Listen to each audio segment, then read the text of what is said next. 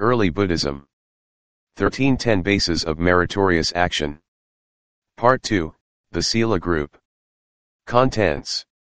1. Definition of morality, Sila. 2. Characteristic, function, manifestation and proximate cause of morality. 3. Morality for the lay disciple.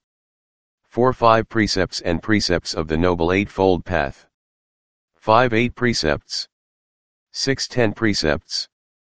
7 Grades and Types of Morality. 8 Benefits of Morality. 9 Reverence, Apacayana.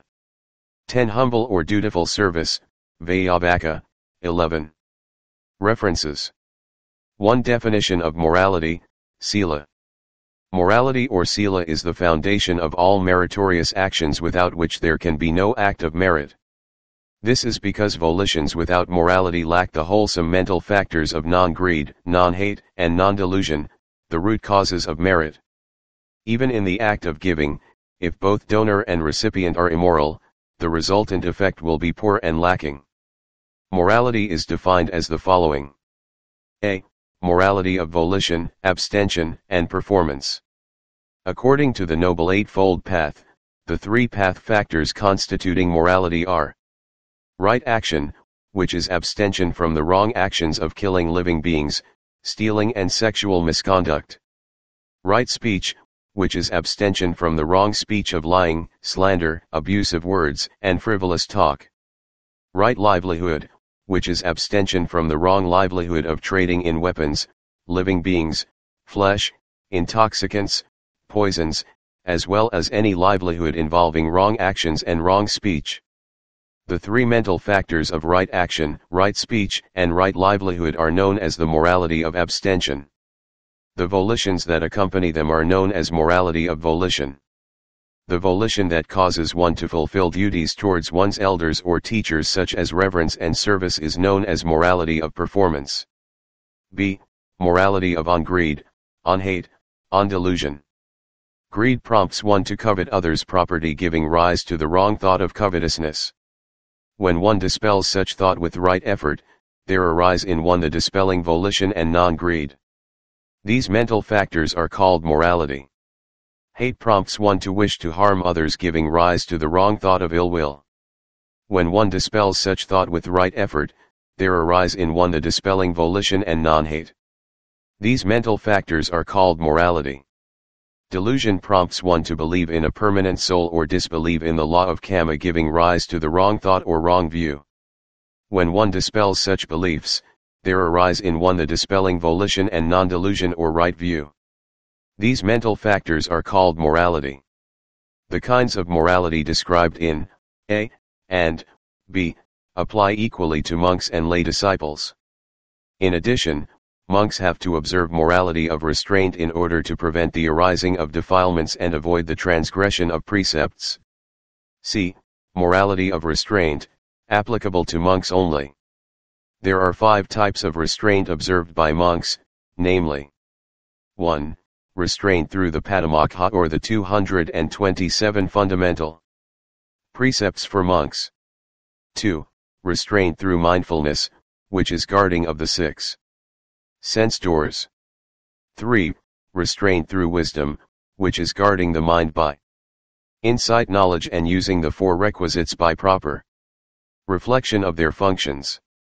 4. Restraint through patience when faced with heat, cold, insects, or unpleasant conditions. V.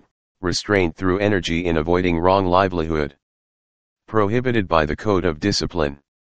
2. Characteristic, function, manifestation and proximate cause of morality. Morality has the characteristic of composing, silana, one's physical and verbal actions by orientating them in the right direction. A person who observes the precepts watches closely over his physical and verbal actions so that they take place in an orderly manner under his control. In an immoral person, his physical and verbal actions take place in a haphazard manner without any control or direction. Morality also has the characteristic of upholding by serving as a basis or foundation for all acts of merit, because no act of merit can be accomplished without it. The function of morality is twofold, namely, I. prevents one from misconduct through body and speech. 2. Helps one to achieve the quality of blamelessness in virtuous persons. Morality is manifested as purity in bodily action, purity in verbal action and purity in mental action. The proximate cause of morality is moral shame, Xiii, and moral dread, Atapa, of doing an immoral act. Although listening to the Dhamma promotes the arising of morality, it serves only as a remote cause. It is only through shame and dread that the precepts are observed. Without them, morality neither arises nor persists.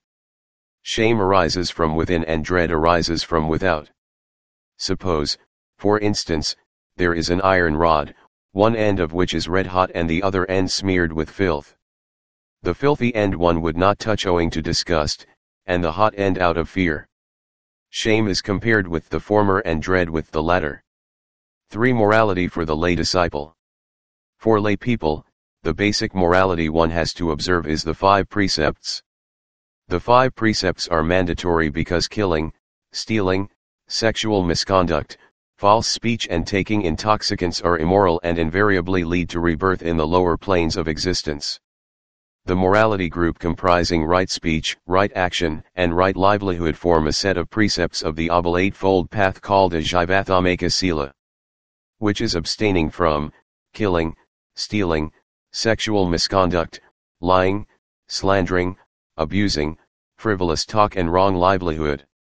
These are the precepts to be fulfilled at the initial stage of the Noble Eightfold Path.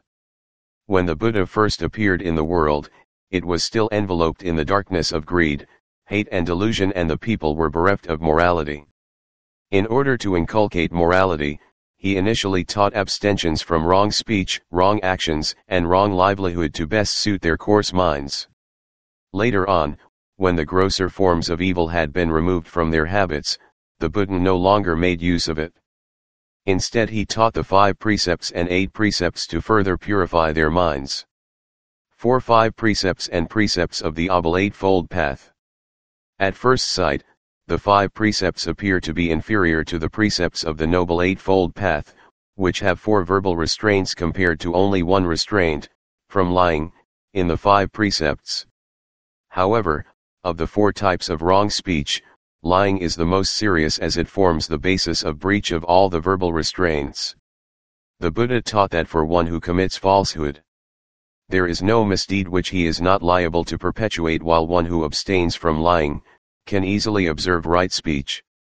How could one who does not tell lies indulge in slandering, abusing and frivolous talks, especially since the Buddha had warned that habitual indulgence in them would lead to rebirth in the lower worlds? What about the absence of right livelihood in the 5 precepts? The answer to this lies in the fact that for one who observes the 5 precepts, no special effort is required to refrain from wrong livelihood, which means earning one's living by the wrong means of killing, stealing, sexual misconduct, etc. By observing the 5 precepts meticulously, one automatically avoids these misdeeds, let alone makes a living from them. Therefore no question arises that the 5 precepts are inferior to the precepts of the Noble Eightfold Path. In other words, observance of the precepts of the Noble Eightfold Path is necessary for those who are still poor in morality in order to rid them of their debased habits. For the virtuous lay disciple who is well established in the 3 refuges and 5 precepts, there is no special need for them to observe the precepts of the Noble Eightfold Path. The analogy is similar to the case of a fierce animal, which has to be tied up or put in a cage to prevent it from causing harm, while a tame animal is allowed to roam freely. 5. 8 precepts. The 8 precepts are called Athanga Apacayana Sila. Athanga means 8, because they are usually observed by the laity on special days called Apacayana, translated simply as day of fasting or abstinence. Nowadays, the lay people observe 4 Apacayana days in each month, namely new moon, 8th waxing, full moon, and 8th waning days. In Buddhist countries, virtuous lay disciples take the opportunity where possible, to observe 8 precepts, visit the monastery to perform dana, listen to Dhamma talks and engage in meditation on an Apacayana day. The 8 precepts are: abstention from 1 killing, 2 stealing, 3 telling lies, and for taking intoxicants. These 4 precepts are mandatory abstentions called Viridda Sila. Abstention from 5 all sexual activity, 6 taking food after midday. 7 dancing, singing, music, unseemly shows and the use of garlands, perfumes, cosmetics and jewelry that aim to beautify and adorn the person. 8 high and luxurious seats and beds. The first category is called Viridda Sila or morality of abstention because their actions invariably lead to rebirth in the lower worlds. However, the second category of actions may, or may not, lead to rebirth in the lower worlds depending whether they are done with mind accompanied or unaccompanied by wrong view. Lay noble disciples, Aryas, such as Veyyavacca and Anathapindika, who have not eradicated sensual craving, enjoy lawful sexual relations with their spouses, eat after midday, dance, sing, enjoy music, beautify themselves and sleep in luxurious beds. But since they do so with mind unaccompanied by wrong views, their actions will not result in rebirth in the lower worlds. The Arya's attitude towards sensual pleasures differs from that of the ordinary worldling. The scriptures compare it to that of a clean Brahmin who, pursued by a mad elephant, seeks refuge with loathing and reluctance in a pile of excreta. When oppressed by sensual craving, the lay Arya who has not eradicated this defilement, deals with the sense object with mind free from wrong view. On the contrary, the ordinary worldling indulges in sensual pleasures generally with mind accompanied by wrong view. When a person who has taken refuge in the triple gem observes the 5 precepts, he would be a virtuous lay disciple of the Buddha. If he makes further effort to observe the 8 precepts, it is for the purpose of practicing the holy life at a higher level. In this sense, the second category of 4 additional precepts are voluntary and are considered as Viridda Sila or morality of performance. For monks and novices, the Buddha had strictly forbidden them to indulge in such acts and their mandatory avoidance constitutes Viridda Sila. 10 precepts. The 10 precepts is an extension of the 8 precepts whereby the single precept of abstaining from dancing, singing, music, unseemly shows and the use of garlands, perfumes, cosmetics and jewelry is split into 2 precepts, namely, abstaining from dancing, singing, music, unseemly shows. Abstaining from the use of garlands, perfumes, cosmetics, jewelry. These make 9 precepts and another precept of abstaining from receiving gold and silver, Jatariparajathapatigahana, makes it 10. According to the Kadakapatha commentary, silver is a kahapana, coin, or it can be a metal masaka, penny, or a wooden masaka, or a clay masaka, and so on, of any kind as employed in commerce anywhere. In modern context, this includes money. The 10 precepts are mandatory for monks and novices but not for lay disciples where their observance constitutes Viridda Sila, morality of performance. 7 grades and types of morality. Like all meritorious actions, the grade of morality is determined by the intensities of the 4 factors of potency, idhipadas, namely, desire, effort, mind, or will and investigative knowledge. When these elements are weak, medium, or strong, the corresponding morality is inferior, medium, or superior respectively. Morality practiced out of a desire for fame is of inferior grade. That practiced out of a desire for the fruits of merit is of medium grade.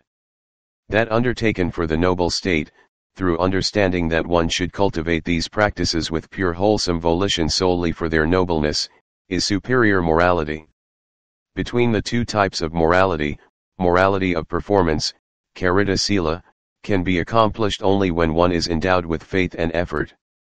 Faith is the belief in the law of karma, i.e. good results will follow the good actions of practicing morality. Effort means the relentless energy one applies to the practice of morality in keeping with the faith, namely, right effort. For morality of avoidance, Viridda Sila, faith alone is adequate to refrain from doing the demeritorious actions prohibited by the Buddha. The morality observed by the laity is called Gahatha Sila or the householder's morality. With regard to this, the Visuddhimagga or path of purification says, the 5 precepts as a permanent undertaking, the 10 precepts where possible and the 8 precepts on an opposatha day, are the morality to be observed by the lay disciple. 8 benefits of morality. By abstaining from immoral speech, actions, and livelihood, one achieves the quality of blamelessness with non-remorse as the benefit. One who observes the precepts is dear and loved by his companions in the life of purity who hold him in high esteem. Non-remorse leads to joy, piti, and bliss, sukha, followed by tranquility, passaddhi, the proximate cause of concentration, samadhi. With concentrated mind, one is able to penetrate into the true nature of things, yathabhutanana, through insight, vipassana, and attain the path and fruition knowledge, maggafalanana. Thus morality has many benefits, beginning with non-remorse and ending with the realization of nibbana. The Buddha also mentioned the following 5 benefits gained by one who observes the precepts and is established in morality. 1. Acquires a large fortune as a result of diligence. 2. Acquires a good reputation and fame. 3. Able to approach and enter any assembly of nobles, Brahmins, householders, or recluses with complete self-assurance, without fear or hesitation. 4. Lives the full lifespan and dies unconfused without fear or remorse. After death, one is reborn in the happy realms of the human or celestial worlds. 9. Reverence, Apacayana. According to the definition of Sila, reverence, Apacayana, falls under the morality of performance. The Athasalini defines reverence or respect thus. Respect as a basis of meritorious action should be known in such acts as going to meet an elderly person, taking his bowl and robe for him, saluting him, showing him the way. This explanation implies a humble attitude of mind that is free of conceit, accompanied by intimation through act and speech of respect for elders. This means that one should hold them in veneration in our thoughts, address them reverentially, use polite speech, bow to them, rise in their presence and offer one's seat. Serve them first and generally treat them with the greatest respect. In Samyutta I, 177, the Buddha elaborated further on this virtue when he subdued the pride of a Brahmin named Pridestiff in Savatthi. This young man showed neither respect to his mother, nor to his father, nor to his teacher, nor to his eldest brother, which was probably the reason why he got this name.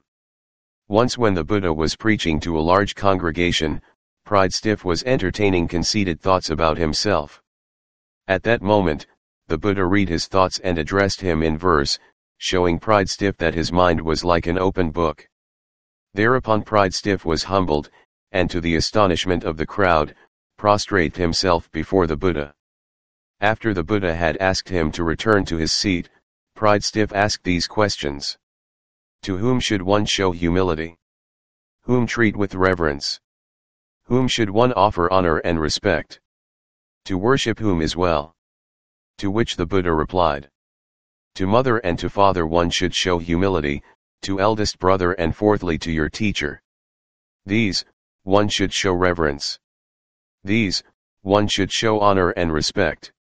To worship them is well. The arahants, stainless, cool, having done what is to be done, those peerless ones who are docile, immune, and sane. Subdue your pride and hold them in veneration. A. Reverence among lay people. Among the laity, parents come first because they bring their children into the world and raise them with care and affection, always desiring their welfare and success.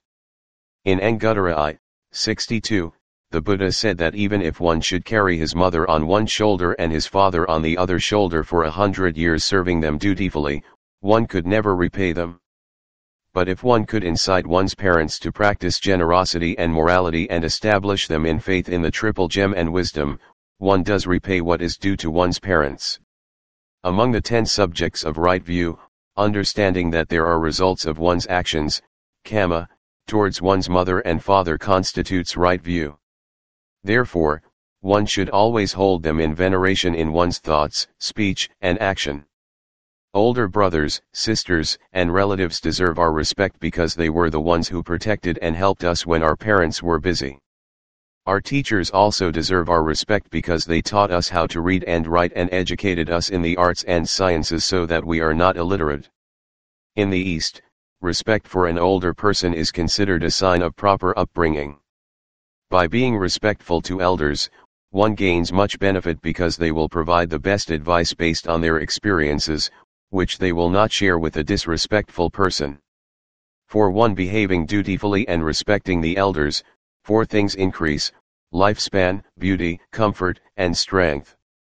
For Buddhists, the highest veneration goes to the triple gem, that supreme resort consisting of the Buddha, Dhamma, and Sangha because they are the most worthy objects of veneration, see going for refuge. For this reason, members of the Sangha are held in veneration by virtuous lay disciples, who reverentially salute and prostrate themselves when they meet a monk, serving him with care and respect. Through such acts of reverence, the lay disciple benefits by casting away pride and conceit. The monk is also happy to preach the Dhamma to such people who are considered as proper resort, Gokara. b. Reverence among members of the Sangha. When someone becomes a monk, he leaves the home life and becomes a homeless one. His preceptor, who now raises him in the Dhamma and Vinaya, teaching and discipline, is considered as the father while the pupil is considered as the son. The pupil has to observe a strict, mandatory code of conduct towards the preceptor, performing acts of reverence and service as stipulated in the Vinaya, failure of which can constitute dukkata or minor offenses. There is also a code of conduct regulating the behavior of a junior monk towards his seniors, e.g. a junior monk must address a senior monk as Bhante or Venerable Sir, but the senior addresses the junior as Avozu or friend. Thus a monk is required to remember the date and time of his ordination so that he would know his status when meeting another monk and behave accordingly. Similarly, novices are required to act reverentially to any monk they meet even though the latter is newly ordained. In this way, the harmony of the Sangha is preserved. Incidentally, no monk is allowed to ordain new monks, i.e. act as preceptor, unless he has undergone 10 years rains retreat, Vassa, and is well versed in the Dhamma and Vinaya. In Myanmar, a monk of 10 years standing or above is addressed as Sayadaw. 10 Humble or dutiful service, Veyyavacca. Childers Pali Dictionary translates Veyyavacca as service or duty performed by an inferior to a superior. This implies a humble attitude of mind free from conceit, when performing an act of service to another party. The Athasalini defines it thus. Dutifulness as basis of meritorious action should be known in those acts by which we carry out duties great and small towards our elders, when, for instance, we take the bowl from a bhikkhu who has been seen to enter the village for alms and fill it with food in the village, and present it to him, or go quickly and take the bowl, etc. On hearing the summons, go and bring the bhikkhu's bowl. A. Humble service among lay people. For lay people, service means serving one's parents and elders dutifully and carrying out the job to their satisfaction. Other types of humble service include ministering to the sick and unfortunate in old folks and welfare homes, by attending patiently to their needs. Humble service of nursing the sick is highly praised by the Buddha. All types of humble deeds to the community, temples, such as performing humble services of helping to keep the monastery clean, cooking, serving food and drinks, washing dishes, etc., also constitute Veyyavacca in addition to those defined above. The fruits of humble service are obtaining help in time of need, accomplishment of one's wishes, and having a retinue. b. Dutifulness among monks. For monks, there are certain duties to be performed towards one's preceptor or teacher, such as attend to his needs, wash his alms bowl, take care of his robes, offer him a drink during a meal, prepare his bath, keep his room clean, etc. In return, the preceptor is required to train the disciple in the teaching and discipline and provide him with the necessaries such as an alms bowl, robes and other articles, which the pupil does not possess. If the pupil is sick, the preceptor is required to nurse him until he recovers. Such duties are mandatory for monks, unless exemption is granted by the preceptor, e.g. as in the case of a pupil who wishes to practice intensive meditation. 11 References. 1. The Expositor, Athasalini, translated by P. E. Mongtin, The Pali Text Society, London. 2. The Great Chronicles of Buddhas, Volume 1, Part 1, Anudapani by the Most Venerable Ming Unsayadaw Badantav Visiddhasarabhivamsa. 3. A Dictionary of the Pali Language by R. C. Childers. 4. The Mahavagga, Vinaya Texts translated by T. W. Rhys Davids and Herman Oldenburg, Part 1. Sacred Books of the East, Volume 13.